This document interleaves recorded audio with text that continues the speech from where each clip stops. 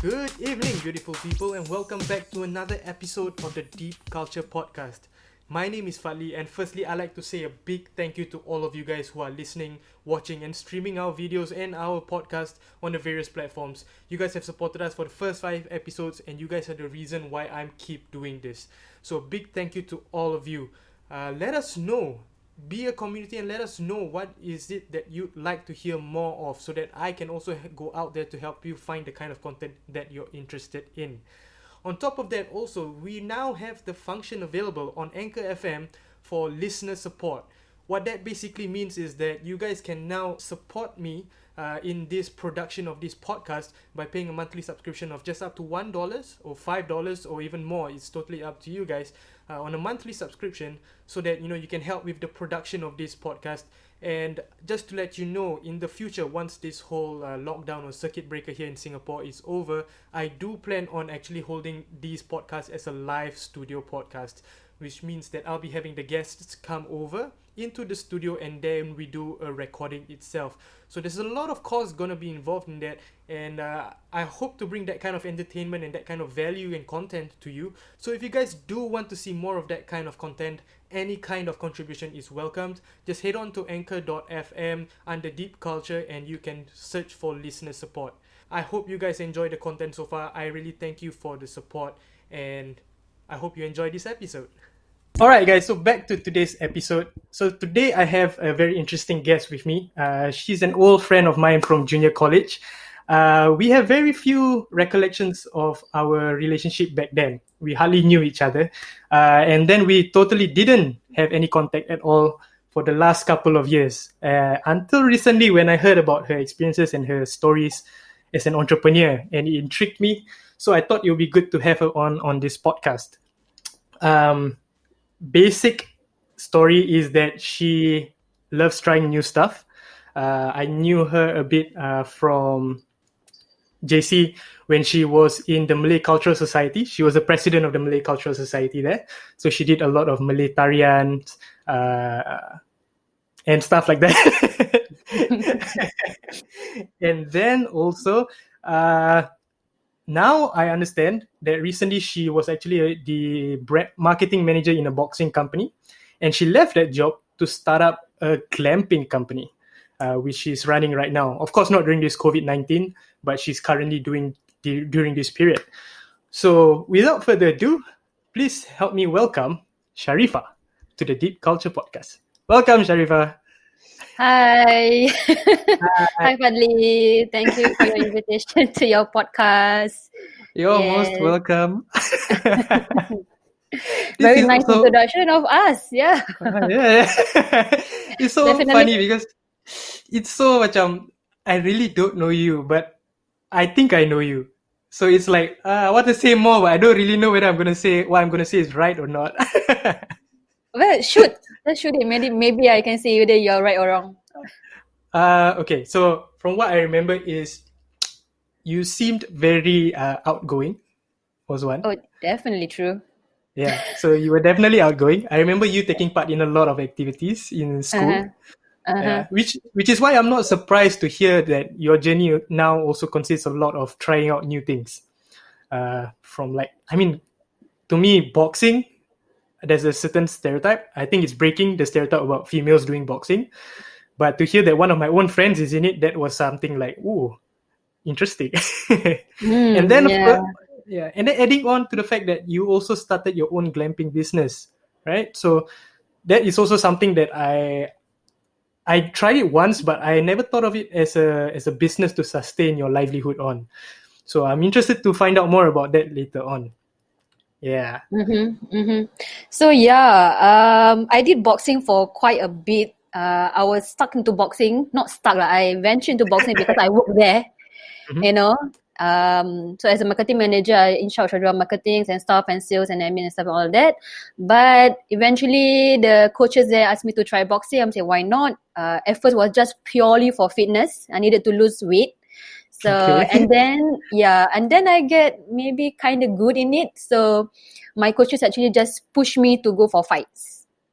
So not only I'm in boxing as a as a fitness kind of thing, but Right. eventually I actually train up to go for fights. Yeah, not like professional fight, just amateur boxing kind of fight. Uh-huh. And yeah, you can say that I actually have my own fair share deal of, you know, getting punched in the face and punching Okay. someone. Yeah. Ah, did you win? I think I won 3 and I lose 1 or something like that. Okay, that's still a good record then. More win than lose. Yeah. Yeah. So what was it like? Okay, so first off, how did you get into that boxing company as a marketing manager? Is that your background for your studies, marketing? No, I graduated as a business with UOL. Then I was working for Singtel for quite a very short while, and then Okay. I got this opportunity from someone who said, "Hey, you want to work in a boxing gym?" Because she herself know me, and she was like, "I think you can do it, lah. I think you will enjoy this place, you know. I think you will Uh-huh, enjoy uh-huh. this place, one." And I'm like, no." Then I rejected that offer, and then I went to work Singtel. And then Mm. the opportunity came again. And I was like, hey, Fiza, they're still looking for someone, I think you should go and try. You should go and try. So I did. So my first interview is actually a boxing class. You went for a boxing class for an interview. Yeah, so I went down for a boxing class first. I check out the place and stuff like that. I get to know the GM, get to know the boss, blah blah blah. Then Mm. after that, okay, actually this place is kinda okay. Then I go for the interview. For like the actual Ah, interview. Yeah. okay. So what was the interview Yeah. like for boxing? So I came like well prepared, I even do Mm. like PowerPoint slides, I'm trying to show off to the boss. I'm like, 3 years plan, 5 years plan, that kind of thing. So yeah, Mm-mm. he's he's an Aussie guy, so he was kind of impressed. That's the Mm. point, There's a point. Yeah. So yeah, and eventually we talk about it, and then I agree to their terms and all that, the workflow and all that. I'm like, I find it okay, then yeah, lor. And then he was like, oh, you can train for free. Jeng jeng jeng. Oh. And I'm like, yeah. So yeah, that's one of the perks working in a boxing gym, because you get to train there as Mm. well, and you can train uh and enjoy the classes lah. Yeah. Yeah. But did they ask you, like, do you have any boxing background or any boxing expertise, knowledge of boxing? I think they asked me whether I'm into martial arts. So before boxing, I was in Muay Thai. So I You did were in Muay Muay Thai Thai. also? Yeah, I did Muay Thai. And before Muay Thai, I did Taekwondo. So quite a range of martial arts lah for me. Hmm. Yeah. Are you still into martial arts right now? Ever since I quit my job and I take entrepreneur as full time, I was doing my glamping business full time. I don't have the time yet lah. I do classes here and there, but not as Hmm. full on as last time. Yeah, yeah, Okay. So that was your peak period lah. yeah. That was my. You mean my fittest period or no? Yeah. Yeah. So seriously, training martial art makes you like super fit, Mhm. because there's a lot of criteria when you do martial arts, right? Especially when you're into fights. You need to do the Mm. weight cut and then Oh discipline, and yeah. I train almost like 5 days a week. Boxing 5 days a week. SNC 3 times a week. What's SNC Running actually? as strength conditioning. Like it's like gym, right? It's gym Yeah, like stuff. gym, like weights and all that. So I do a lot of weights last time, like squats and all that, because it helps to train up my leg when I do boxing. Mm. Mm. Mm. Mm. So 5 days boxing, 2 days strength and conditioning. Yeah, and then one day like a running day. Track day, track day. Yeah, they call it track day. Then to that 8 days. So where's the extra day in No, a I week? mean in between lah. So 5 days in that week, 5 days I do boxing, and then maybe I Mhm. do boxing in the morning, in the evening I will do SNC. Oh, Ah, aduh. And this yeah. is not even your full-time job, right? I mean, this was on top of your marketing job that you Until had my to do. marketing job lah. So it was a privilege for me, because I would do my work, and then when there's a class going, I will join the class, Hmm. and then when the class is done, I'm back to my job. Oh, serious ah? Yeah, yeah, yeah. Wow. So this fits perfectly with the line you mentioned before we started this call. What was it? Hustle? No, you were talking about grinding, right? If you not Grinding, yeah. no grind, no hustle means no hasil. Ah, I love that line. I have to say, you should copyright that line. Cepat, cepat. yeah. I'm not gonna write that down, man. Grind. Hustle, hustle. Hasil. Nice Yep. touch. Okay. So when you entered so the boxing marketing part, I think that's pretty straightforward, right? Was there anything Yep. new from like marketing perspective?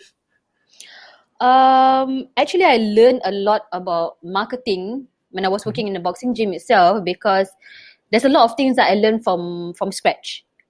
Okay. There's not, I'm the only marketing person there, and then there's not much experienced people around there to help me. So I have to Mhm. like learn on my own, like how to do ads, how to do Ah. photos, videos, and all that. So everything I start from scratch lah.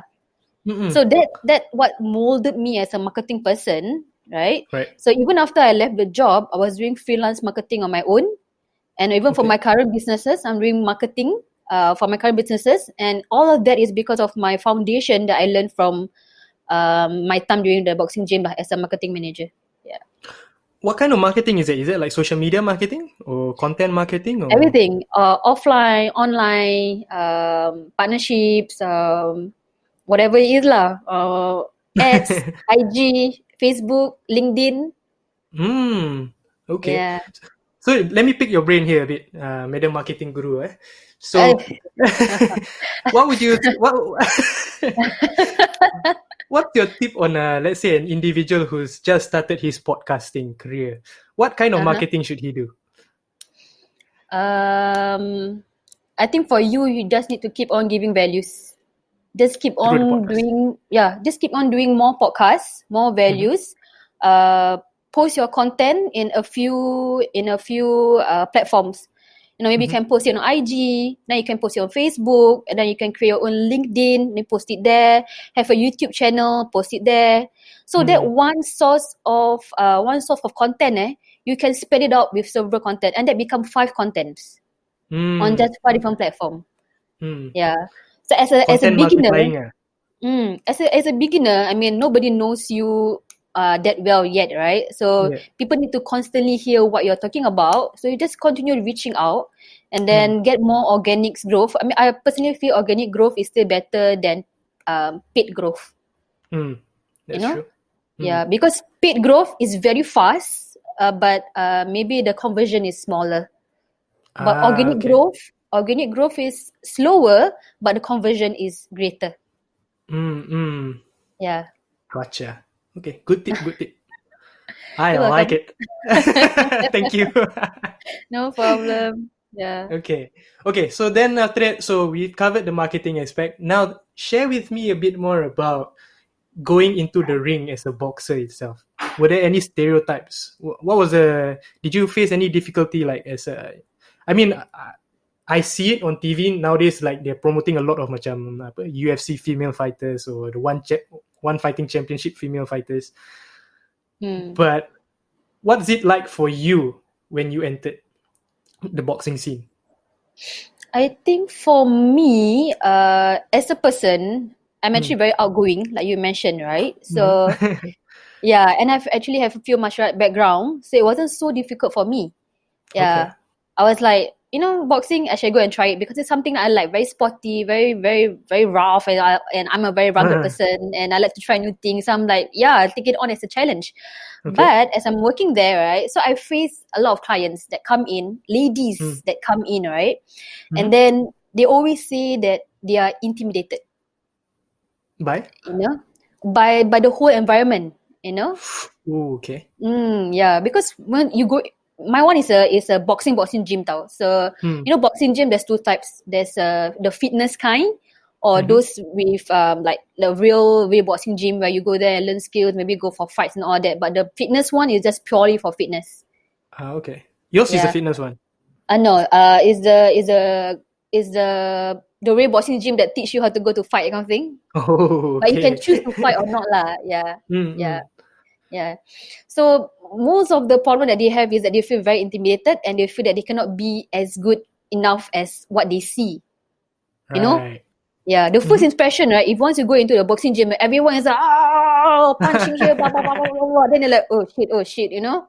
Mm. Yeah. So most of the time I just need to talk with them and say, don't worry, take your time. You have to because each person have different learning curves. Right. Some people takes a very short while to pick up the skills. Some people take a very long while to pick up the skills. But for me, for anyone out there who wants to try martial art or boxing or Muay Thai or whatever, right? I think the most important thing is how comfortable you feel in that gym. That's why we have trial classes. So just go to all trial classes. If there's 10 boxing gym that you find on Google, right? Go for all 10. And then you weigh your options and you say, actually I like this gym better. Oh, actually this gym is, I like the coaches better. Stick to the gym, go to the gym that makes you most comfortable, and you will stick to them. You know, That's true. sometimes a regime takes a lot of your commitment, you know, and if you don't like the place, you will drop your commitment. Yeah, You sign up that's for true. 3 months, you only go for 1 month, you know. Mm. You sign up for 1 year, I see you only like every public holiday, you know. Yeah. Yeah. Sounds like me So, actually. so yeah, so it's very important if like you go to a gym that you like and you're comfortable with, and then you can make friends, and then you can feel motivated to go. And then it's true, like in most of the gyms that I go to or I see, it's mostly men, right? And then even for women boxing, seriously, there's tons of other things women can do, right? But why boxing? You know, honestly, for me, boxing, there's a lot of benefits. You know, Okay. it's 100% cardio workout, Mm-hmm. strength, discipline, lose weight, make friends, a Right. lot of things lah. I mean, even my mum don't like me doing boxing because she say that, oh, why you doing boxing? It's such a man thing, you know. Okay. It's such a man thing, yeah, because boys only do this kind of thing, and then for the girls, it's like I should be like going for baking classes or something, or sewing classes or something, you know. That's the But my stereotype, right? yeah, very stereotype lah. Yeah. It's just and it boils back down to yourself whether you want to break through your stereotype or you just, you know, gonna curl back up to how you know. Yeah. So what is it about you that wants to try new things? Like macam, even though it's, you know that there's a stereotype and you have resistance, I think it's resistance from your mom a bit, right? So what is it that makes you still want to go for it? I have this motto in life lah, that I don't want to regret not doing it. Okay. Yeah. So it's like, if maybe future dulu I should have done boxing, I should try boxing. I don't want to be that in that kind of position. So that's why ever since young, I'm like, I always have this like, then I just go for it, just try it, you know. If I don't try it now, then later on in life, when I want to try it, if I have more things and more other commitments, I cannot do it. Yeah. Yeah, even now, you see, now I'm so committed with my business and I'm so busy, I cannot do boxing already. Yeah, that's true. But I don't regret it because I have done it. Okay. Yeah. Okay. So what was it like stepping into the ring for the first time competitively? Honestly, okay, I was seconds going up the ring, right, for the first ever fight, right? So Where was it? Sorry, where was it? When was it? When was it? Maybe 2 years ago or 3 years ago. Okay. My first ever fight. Yeah. And where was it? The venue? I can't remember, but my first ever fight was for a women's boxing championship. Amateur, Sabah. It's for some amateur boxing for women. That was my first ever fight lah. Yeah. Wow. Okay. Yeah. And I think I was fighting at 51 kg. Yeah, so I think that point of time I was walking at 56 kg. So I had to drop about 5 kg for my fight lah. What class is it? Can't remember. Sorry. Can't remember. Yeah. Okay. The lightest is 48 kg. 48, then 51, then 54, 56, and then so on lah. So if there was 56 kg, why didn't you participate in that one? No, I didn't. If I do in 56 kg, I'll be facing people who are bigger and stronger. Okay. Yeah, because I'm 56, I'm already this build, okay, and I drop my weight, but I can gain back that weight on my actual day, on my actual fight. But isn't it the weight weigh-ins usually one day before. This is my limited knowledge of boxing lah. Yeah. One day before lah. So Yeah, in one day one day you before. can come back you can If recover I your just need 5 to kg. lose, if I need to lose 5 kg, I probably gain back maybe 3 kg the next day. Really? Yeah. How? Unless I'm losing 10 kg lah. Yeah. How do you recover 3 kg in a day? It's very simple because for 5 kg is okay for me. I had a hard time. I need to lose to 48 kg. Wow, okay. Yeah, I had a hard time when I want to lose 48 kg. I was like starving and all that. The thing is, kita banyak water weight.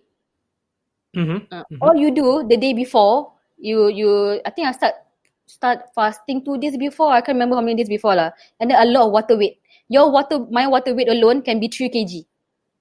Oh, okay. Interesting. Yeah. So it's quite dehydrated lah when we go for our weigh-in. Then we fast, right? And then the moment we finish already, we hydrate, we gain back our water inside, and then we start eating, and then you gain back your weight. But when your body feel macam like a bit what's that word? Disoriented? Because you fasted for 2 days and then after that you dehydrated some more.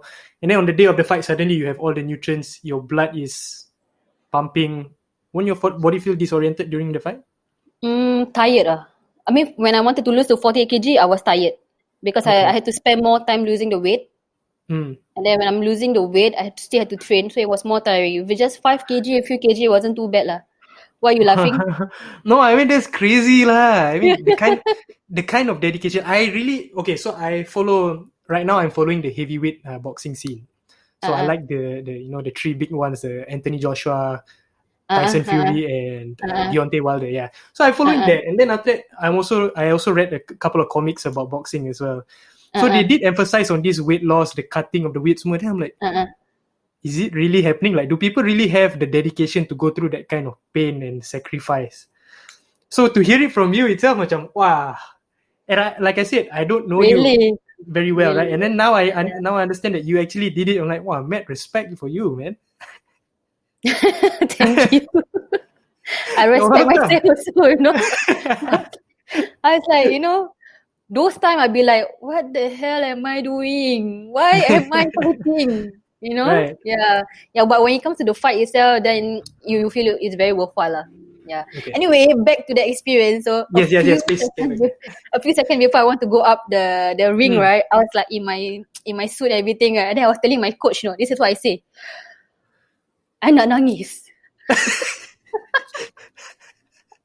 I was so scared. I was telling you, I was so scared. Nangis. Okay. Yeah, I was so scared. I'm like, I want to cry. Oh shit! Oh, I'm panicking there. I want to cry. Then she was like, my coach was a lady as well. She was like, hey, you going up already? You going up already? A few seconds. You sure or not? Yeah. No more. You just go. So yeah, that was my experience. So there's 3 rounds. I think I had about 3 rounds, 3 minutes. Okay. So I think halfway through, I was like, oh my God, when is this gonna end? Really? When is this gonna end? It takes forever for the 3 minutes to end, Yeah. I mean, within those 3 minutes, the amount of focus you have to have also is like insane. Insane. Because you are continuously punching or you are continuously getting punched. Yeah. I did read something about boxing that was interesting. Is it true that boxing is more a game of the mind than it is the physical body? True. People always say that boxing is a what's it called? It's a solo sport. It's not a team player sport. It's only one person. Right? And you go up, it's just you and that person and no one else. Okay lah, maybe you get some help from your coaches and stuff like that. But it's your own self inside there. And when you are inside the ring, right, there's a lot of things running in your head, no? You're thinking about what you have learned. You're thinking about the punches that you wanted to do and stuff like that. You know, and then the point where you are getting punched, it's like, oh no, what am I doing now? What should I do next? There's a lot of things running in your head, and every step forward from there is your own decision. So even if you win or even if you lose is like you cannot blame everybody else. It's really is yourself. And the mind game inside the ring itself, it's a lot of things that's going on. So you're just as exhausted mentally as you are physically. Correct.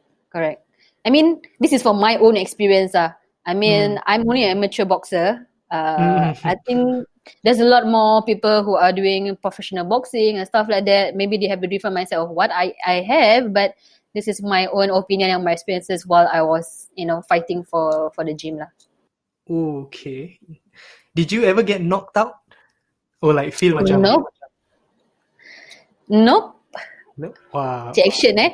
Proud. My friend. where, where I didn't get knocked out and I didn't get to knock out someone also, you know? Okay. Mm. Yeah. So you won based on the, what do you call it? Scoring cards. The points lah. Mm. Unanimous decision. Yeah. Correct. Nice. So yeah, so that was my experience for my first fight lah. So it was very very scary for me lah. Even for me, who very gung ho, everything so want to try. And then last minute, oh shit, I want to cry. You know? Can you tell? So yeah, it's very scary. It's very scary. Even for someone else who thinks this is very intimidating, I also feel that way. It's just how you want to overcome that. Overcome that fear, and just take that step to start. The most important thing is to start. Yeah. Whether you like it or you don't like it, that's a second decision. But your first decision always, you need to start. It could be for anything, right? You want to start a new business. You want to start a business even. Just get it started. If it fail, then that's the second part already. If it's successful, that's second part already, right? But you need to start. A lot of people procrastinate this. Even I'm so guilty about this.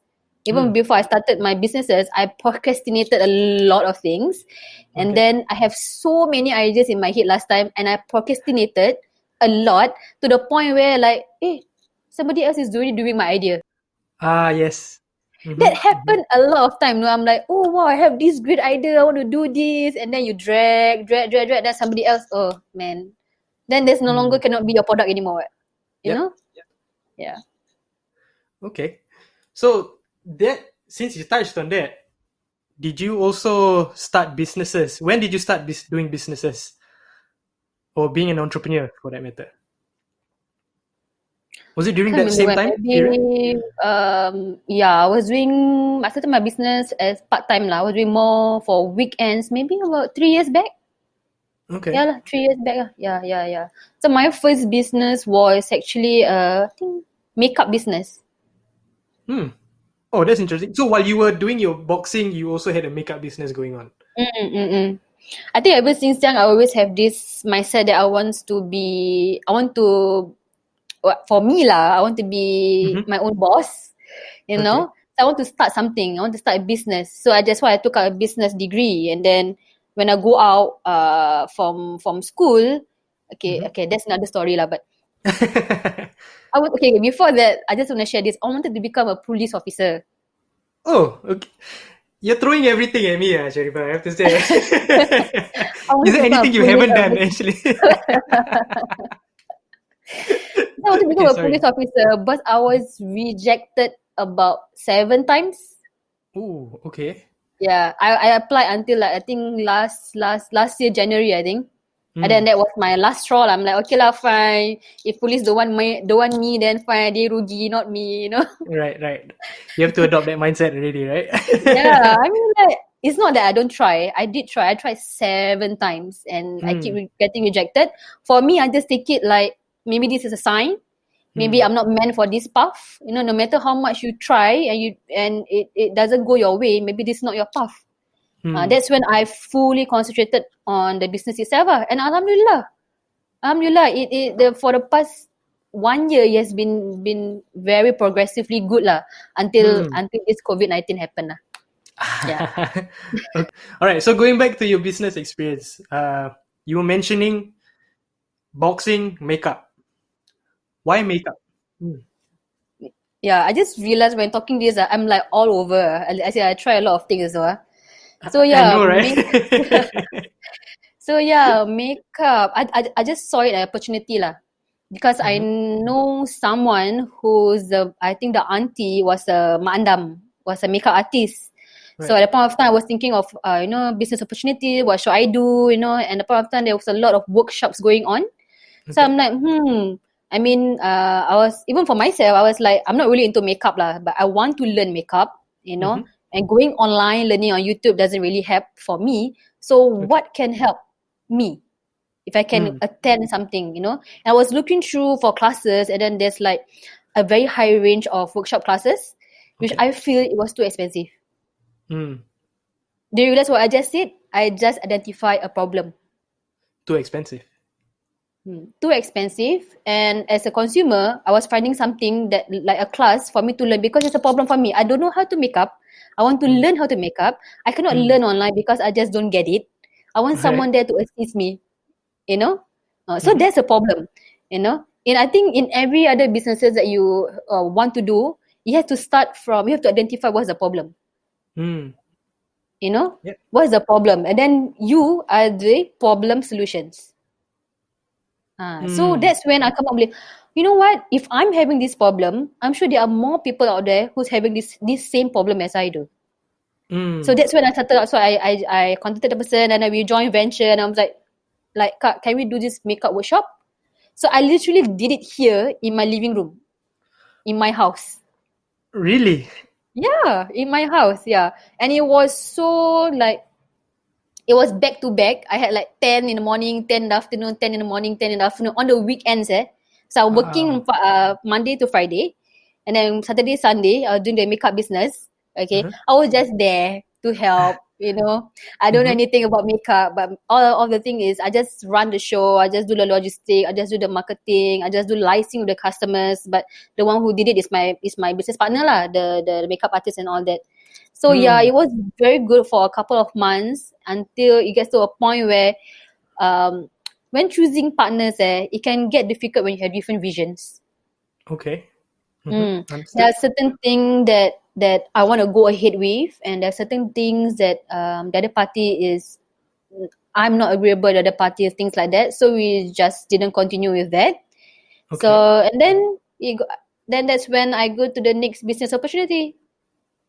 Yeah. Next business. What's Anyway, that? Yeah, Okay. Sorry. anyway, for anyone out there who have the skills of makeup, you should really go and make it. You doll up every day, right? You have this skill that you use for yourself. If you can monetize your skill, why not? Yeah.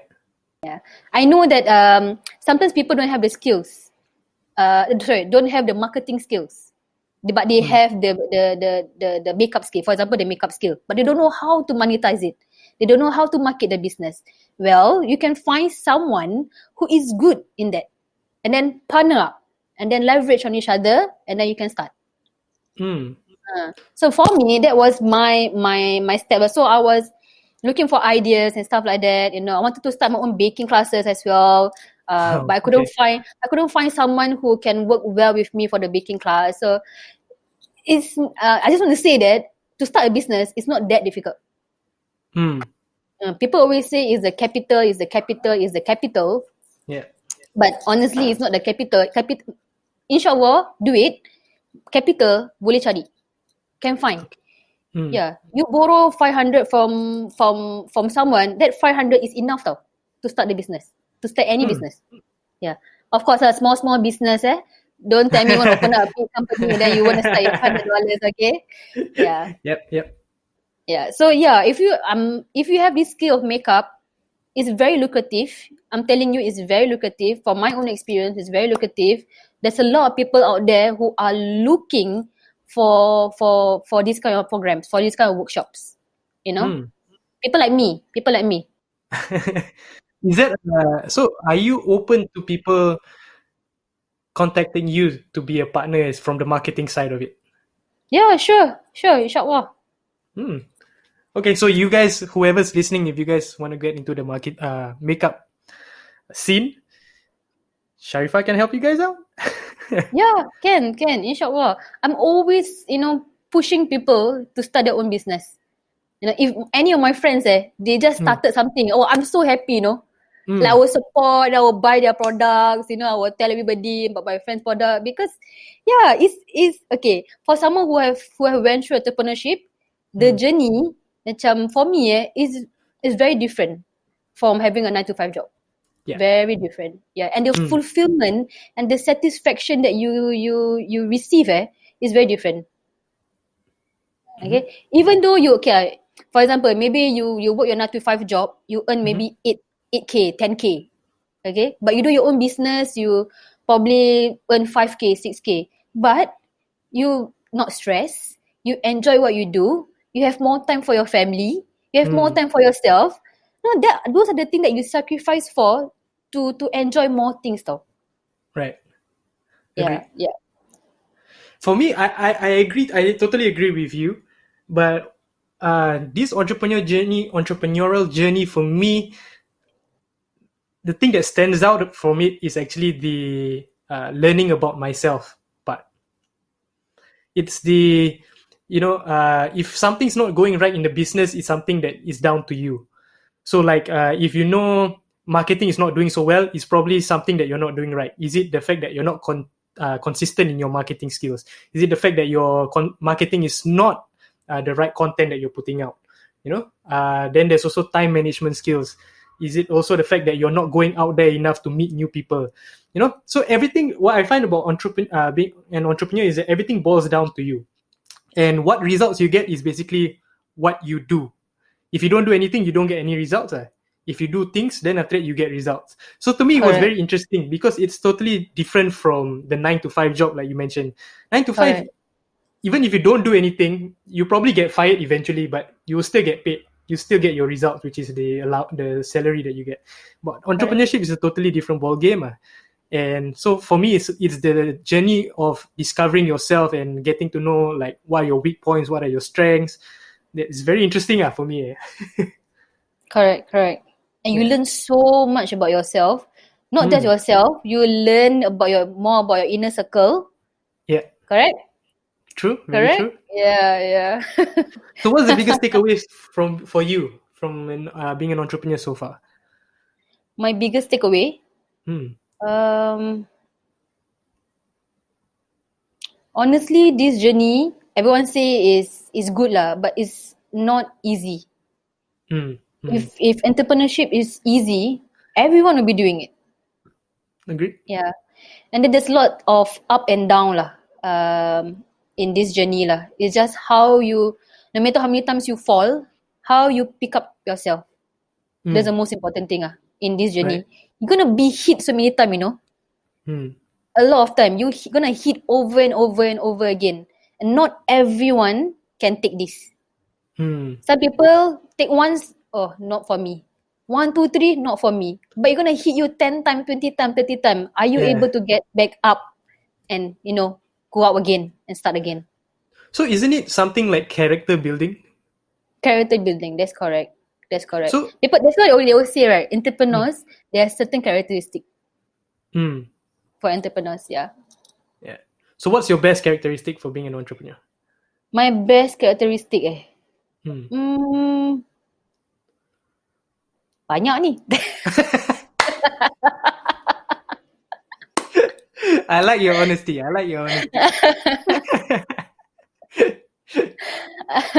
Name maybe your top 3. For me, I try not to take no for an answer. If it's something good, if it's an opportunity, I try not to take no for an answer. If somebody come to me with opportunity, I'll say, okay, why not? Let's talk it over and see whether we can work things out and then go for it. If it's not good for me, not good for my business, then that's a second story. No, that's the first thing for me. Then about my character lah, that I don't say no for I don't just say no straight away. No, I don't want you. Or I don't like this one. No, I always try to like work things out and see if it anything that can benefit me or my business. Then we can work on from there. Yeah. Okay. Second thing is, I think personally very outgoing. Like you say, everyone knows me as very outgoing because I it's just the character itself, because I think outgoing helps you to be more adventurous. Yeah. And then thirdly is never give up. Perseverance. Perseverance, I had two failed, not really businesses that didn't I didn't go through all the way with it. And Mm-hmm. this is my third business that I started again. And Alhamdulillah, it's been going well. I mean, the first year was hard. Very hard. Okay. It's just me and my partner. We are two women, two ladies, going around East Coast and Pasir Ris Park pitching tent. You can imagine? Wow. Yeah. Yeah. So when I say hard, it's literally hard, It's Yeah. really, it's very difficult. And then it was hot and all that stuff. And then we just keep on persevering it. And then we started to see the fruits second year onwards. Hmm. So How? yeah, don't say no for an answer. Don't take no for an answer. Mhm. Second is, what was my second? Uh, Outgoing. outgoing. And third is, Don't perseverance. don't give up. Yeah. So okay, so you mentioned that first year that was rough. I think a lot of entrepreneurs and people who are doing startups are going through that, especially right now with this whole COVID-19. So what was your mindset like, being just two people having to set up tents for the first year itself? What was it that drove you to continue to keep going? Was it that you had such belief in the idea it was going to be successful? Partly yes. I think if you don't believe in your product or you don't believe in your services in the Hmm. first place, you shouldn't start the business. True. Yeah. Very true. So for me, when I started the business, I think 2 years plus back, right? So my business is a glamping business right now, right? So for Mhm. those who don't know what's glamping, it's actually glamorous camping. So if Hmm. you see at East Coast Park or Pasir Ris Park, is those like triangle, white or beige color tents. Those are glamping tents.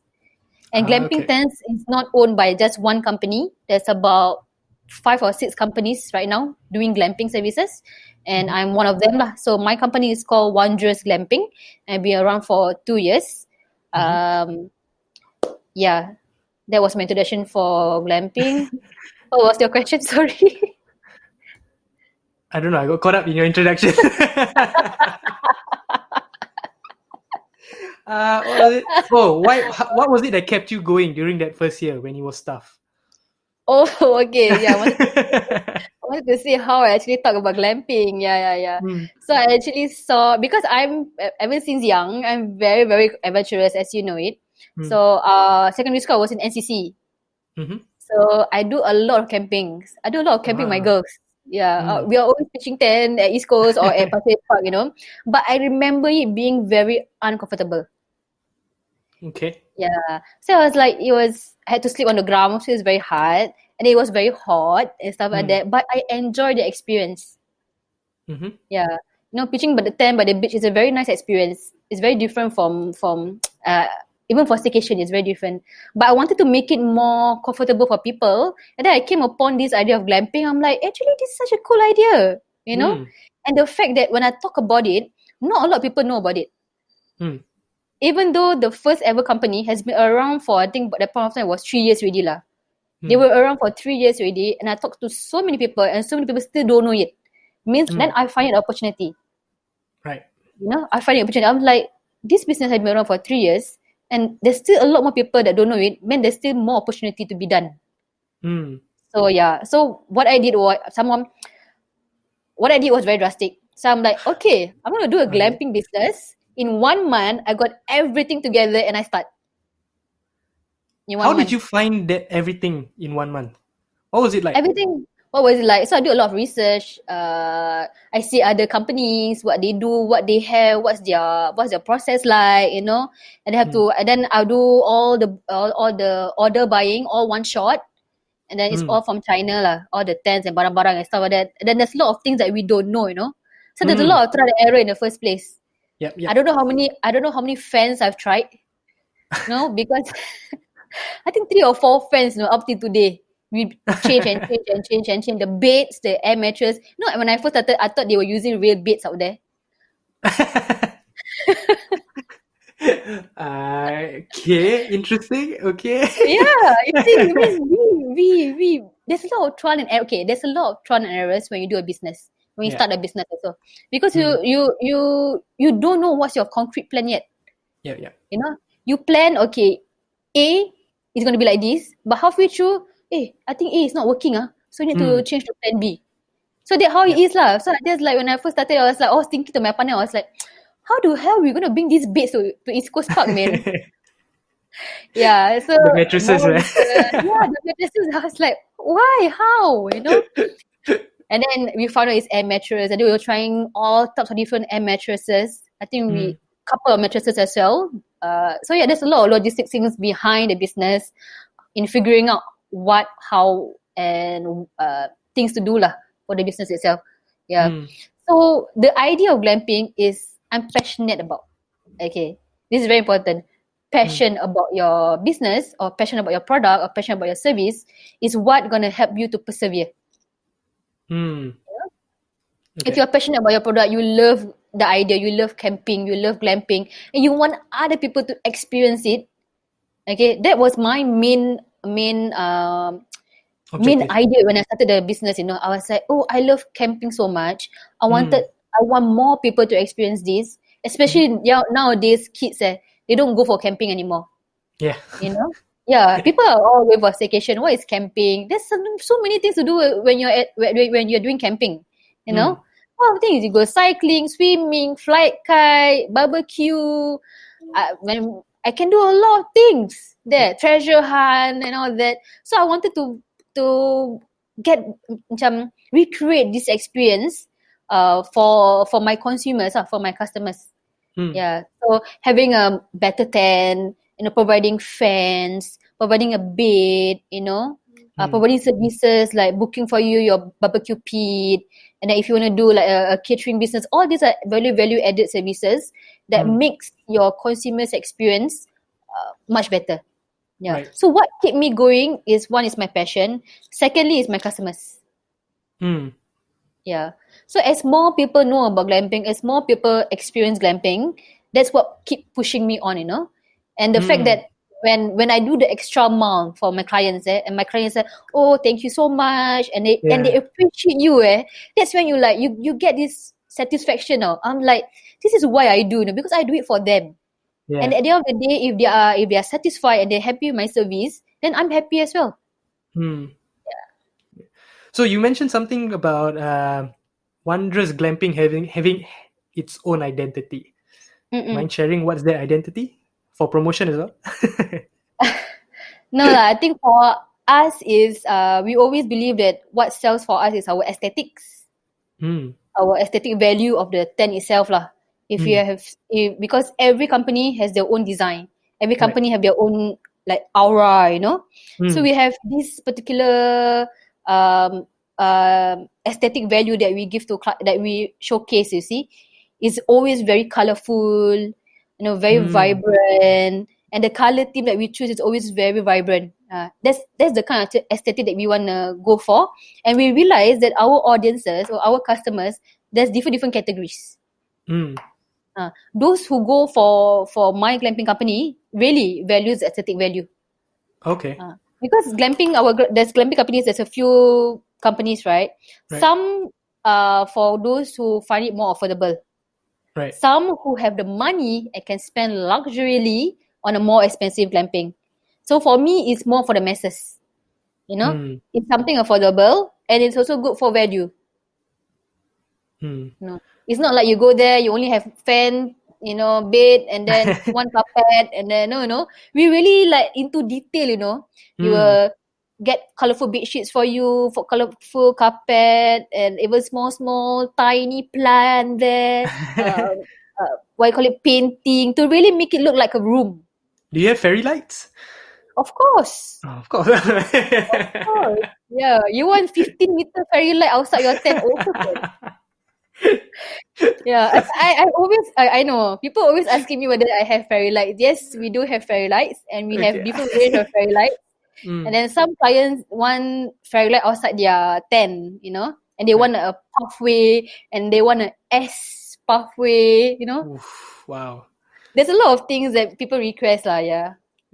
Okay, so maybe share with me, because I'm curious now. What's the process like when, let's say, I want to book a glamping experience? Because this is still also, I think, it's still quite a relatively unknown experience for many Singaporeans.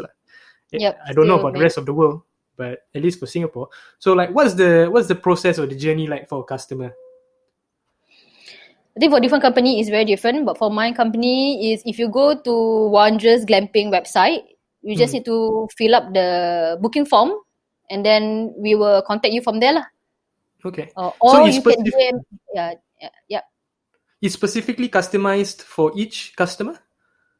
Yeah, it's customized for each customer lah. But the booking form is very basic, like which date you want to book, whether there's any occasion, which package you want to choose, you know.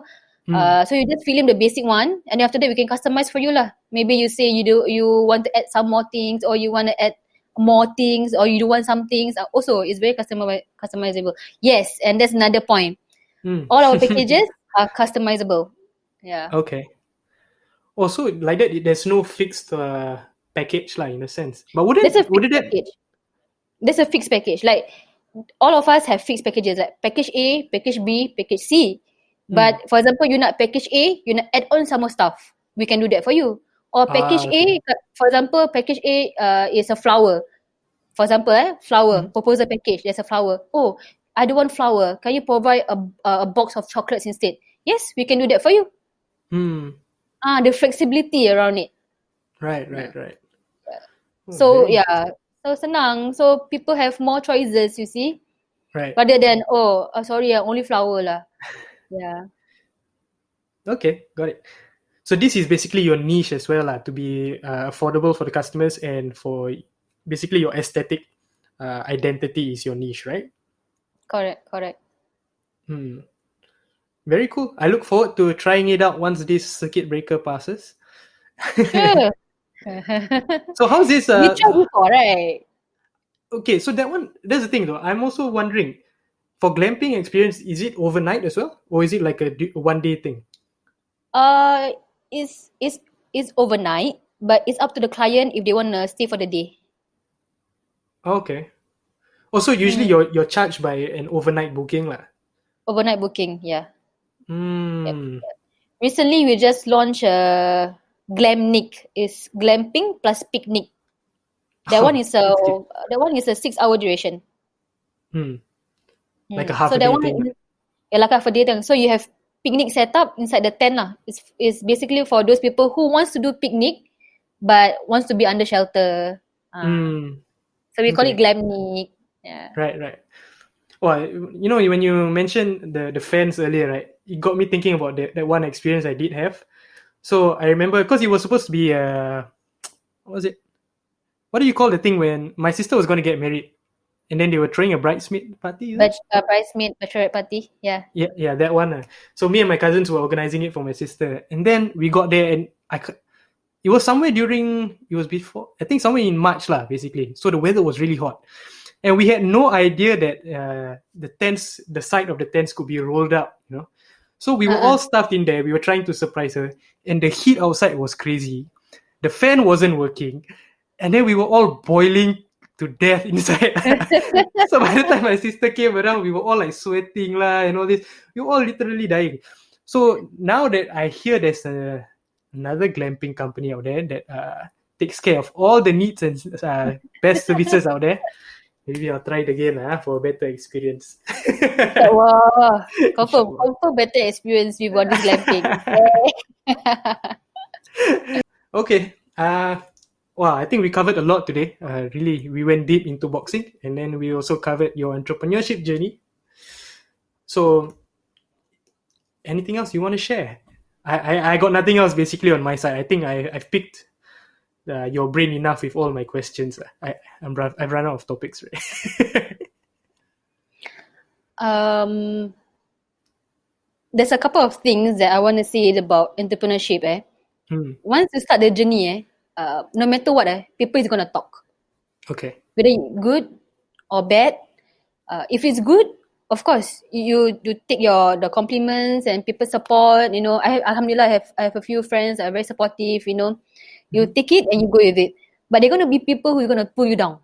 You know, Yep. Why are you doing this? You know, I have a lot. Even those who are close to me, families or close friends, will be asking me, why are you doing this? I think it's better if you find a full-time job. Because this job is hard. They see it as I do it hard, but they don't see the part where I enjoy this. Right. You know. Yep. And then it's like no matter what you do, people still gonna talk about you. Mm. You know, you buy a red car, people say, why you never buy blue car? Mm. Yeah. You know, you do a 9 to 5 job, why you never do this? You do a business, why you never do 9 to 5 job? Yep. You know, so the main thing about it is you just need to pekatkan telinga, or I should say you just need to just shut yourself. You only take the good words. The bad one, you just shut it off. Mm. Yeah, because if I have listened to those bad comments or bad things that people say, I wouldn't be here. Mm. So when I wanted to leave my job, right, Mm-hmm. someone said to me this: it's not always going to be greener on the other side. Mm. Because I was saying, I want to start my own business and I want to, go for this full time. And then Mm. he was saying to me, it's not always greener on the other side.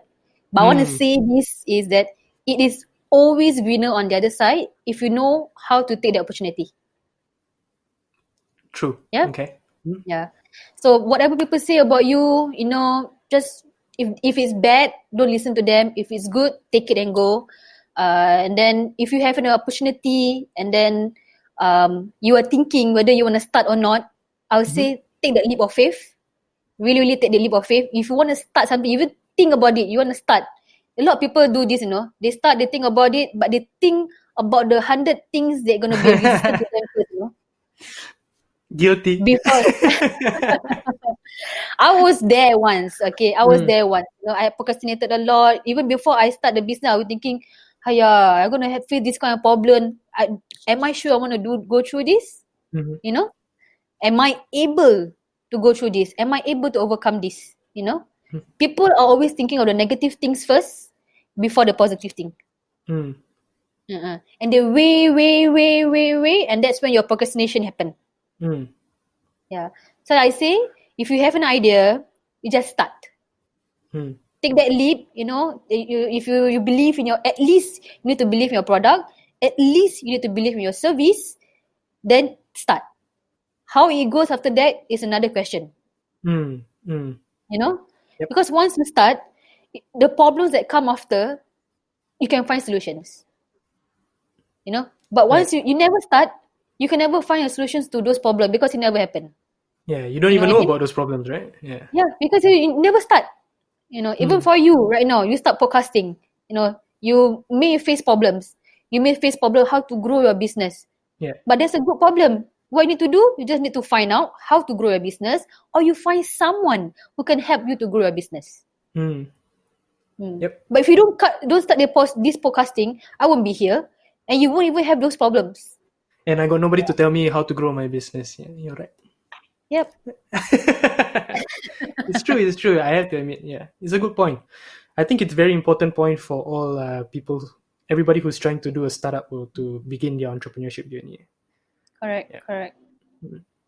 Thank you. Thank you very much for sharing. Thank you so much for your time, for Yeah, hearing my stories. it's a really great what do you call it, episode. It's been a really great episode. I really enjoyed this whole talk. Like you even touched on things that I'm really really interested in, which was the boxing part, and then you got me interested now into glamping to find out a bit more about it. So thank you very much for taking the time on this late Friday evening, and for waiting up for me to finish work to do this No, podcast. no problem. No, I'm glad I do this also lah. I realize a lot of things I discover also as I talk more about myself. But yeah, interesting, huh? Interesting, yeah. Maybe you should start a podcast soon as well. And we can become partners, Ah, a lot never of know, huh? opportunities. Yeah, you never say no straight away, right? Yeah, exactly. Yeah. Okay, since you mentioned starting a podcast as well, I mentioned starting a podcast. For those of Mm-hmm. you who are interested to start a podcast, right at the end, I'll be putting in a small ad on how you can actually start a podcast. So if you're interested, just stay on to the end and hear it. As for this episode, once again, I just want to say thank you, Sharifah, very much for your time, for sharing your experiences. I think it's been really deep and insightful. I really love the chat, I have to be honest. Like, this is really, really fun. So thank you so much. Anything you want Thank to you so share? much. I just want to say thank you to you as well, and thank you to those listening in. I hope it benefit you guys in one way or another. At least inspire you guys in one way or another. if you want to start something, maybe this is a bit of a push for you to start. Or if you guys need help in starting, or you guys need help in getting advice or things like that to start, you can contact Fadli or you contact me as well. Inshallah, if we can help you, we will help you. Yep. And also, before we end, what links do you want me to put up here at the end? Instagram, email? Yeah, I think you can put my company Instagram, my Okay. company punya email, and my personal email. Yeah. Okay, can. So we'll settle all those details. I'll put it right at the end of this episode so you guys can contact her. If you want to find out more about glamping, or if you want to find out more about her boxing experience, or just about a basic entrepreneurship journey, I think she's a great person to talk about it with. She has so much experience that even I'm in awe of it, I have to say. So don't forget to hit her up once you find out those details, right? Okay, so All with right. that, Thank you so much. thank you so much once again, Sharifah. Thank you everyone for listening in. Hope you guys like today's content. Let us know what you think of it. Don't forget to like and subscribe. And don't forget to join us on the next episode of the Deep Culture Podcast. Thank you, everyone. Bye.